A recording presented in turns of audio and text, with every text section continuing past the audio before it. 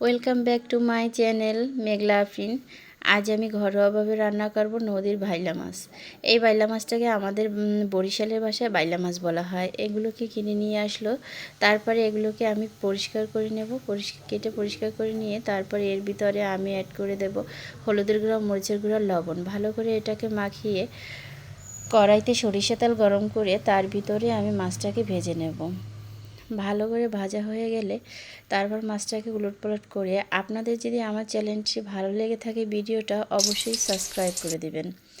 তারপরে পেঁয়াজ বাটা, রসুন বাটা, জিরা বাটা এটাকে ভালো করে এখানে মিক্স করতে হবে তেলের সাথে।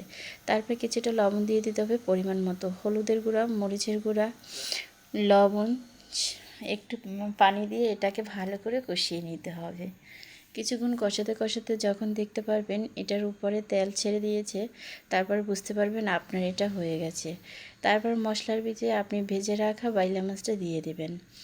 দিয়ে কিছুক্ষণ নাড়াচাড়া করে এর ভিতরে আপনি পানি দিয়ে দিবেন।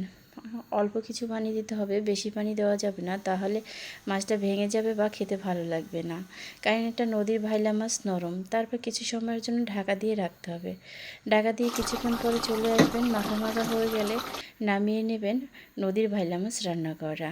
Thank you.